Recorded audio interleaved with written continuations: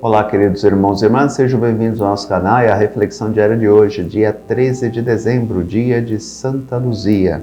Santa Luzia tinha clareza do que queria na vida, amar a Cristo sobre todas as coisas. Italiana de nascimento, deixou-nos esplendoroso exemplo de simplicidade, de humildade e honestidade. Não aceitou casar-se com um pagão e por isso foi acusada de ser cristã.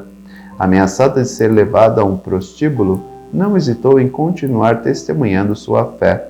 Foi decapitada por volta do ano 304, mas não cedeu aos caprichos humanos que queriam impor-lhe. Que ela nos ajude a enxergar a grandeza do amor divino aqui e agora. Evangelho de hoje, Mateus 21, versículos do 28 ao 32. Naquele tempo disse Jesus aos chefes dos sacerdotes e aos anciãos do povo: Que vos parece? Um homem tinha 2 filhos. Dirigindo-se ao primeiro, ele disse: Filho, vai trabalhar hoje na vinha. O filho respondeu: Não quero. Mas depois mudou de opinião e foi. O pai dirigiu-se ao outro filho e disse a mesma coisa. Este respondeu: Sim, senhor, eu vou. Mas não foi. Qual dos 2 fez a vontade do pai? O sumo sacerdote e os anciãos do povo responderam: O primeiro. Então Jesus lhes disse: Em verdade vos digo que os publicanos e as prostitutas os precedem no reino de Deus. Porque João veio até vós no caminho de justiça, e vós não acreditastes nele. Ao contrário, os publicanos e as prostitutas creram nele. Vós, porém, mesmo vendo isso, não vos arrependestes para crer nele. Interessante o texto de hoje, né? Uma parábola.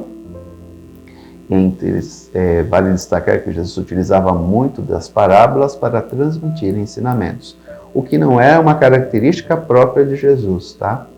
Muitos dos mestres da época de Jesus já faziam isso. A parábola, ela é um modo de transmitir um conteúdo, uma mensagem, um ensinamento, porque a pessoa, ela reflete na história e dela consegue tirar o ensinamento proposto pela parábola. Portanto, não era uma técnica própria de Cristo.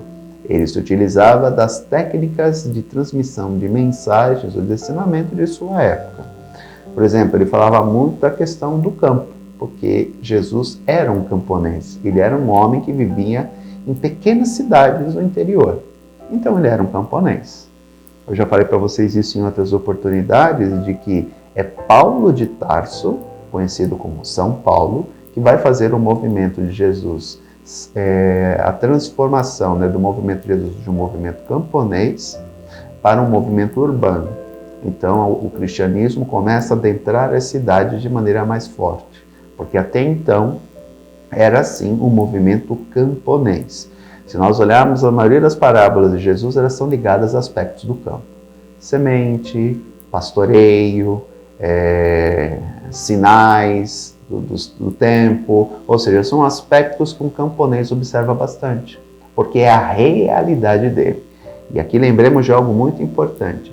Jesus foi inserido num contexto histórico, né, num lugar próprio, num período próprio. Portanto, ele reflete a época e o lugar onde ele estava. Outro aspecto interessante do texto, né? Jesus fala algo que era bem complicado em seu tempo. Por quê? Porque os publicanos e as prostitutas eram vistos como os maiores pecadores. Eram os maiores pecadores. Porque as prostitutas ganhavam a vida através do sexo e os publicanos eram vistos como ladrões. Então, era uma das piores categorias que existia de pecadores públicos. Ou seja, todo mundo sabia o que eles faziam, né? E ele ousa dizer que essas pessoas, essa categoria de pessoas, precederão os sacerdotes, os fariseus, no reino dos céus. Por quê? Porque no primeiro momento eles rejeitaram Deus por causa da sua conduta. Depois eles aceitam Deus. Os anciãos, os sacerdotes, os fariseus, eles no primeiro momento aceitam Deus. Mas no seu interior eles rejeitam Deus. Por quê? porque eles não conseguem ver em Jesus o Messias escolhido, o Salvador da humanidade. É interessante, como volto a falar, que ele utiliza-se de uma parábola, de uma história, para transmitir o ensinamento. Ou seja, aqueles homens que não aceitavam e não viam nele o Messias, acabam, por causa disso, impedindo a ação de Deus em sua vida, né? Porque não conseguem ver naquele simples camponês o Filho de Deus. Então devemos tomar muito cuidado para não tomar tal postura. Muitas vezes vemos cristãos católicos que condenam os outros, que acham porque estão caminhando com Deus que são melhores do que os outros, e muitas vezes acabam cometendo o mesmo erro dos sacerdotes e dos mestres da lei. Devemos recordar que a nossa missão como cristãos é acolher essas pessoas no primeiro momento e depois transmitir a verdade do Evangelho. Não podemos achar, porque já estamos na caminhada, que somos melhores do que essas pessoas, porque não somos. Eles são tão pecadores quanto nós, né? Não somos melhores do que eles. A única coisa, a diferença que nós temos é que nós conhecemos a mensagem do Evangelho. E se conhecemos, devemos entender que a nossa responsabilidade é grande por causa da nossa conduta. Então a nossa conduta nunca pode ser igual a deles, que não conhecem Cristo. Então temos que ter muito cuidado com essa postura. Muitas vezes vejo muitos cristãos que se arregoram como paladinos da justiça, dos bons costumes e de outras coisas. Mas ninguém sabe o que essas pessoas, na sua intimidade, realmente vivem. Devemos tomar muito cuidado para não criar máscaras que um dia podem despencar do nosso rosto e revelar quem somos de fato. Sempre hajamos na caridade. Um grande abraço, até amanhã, se Deus quiser. Tchau.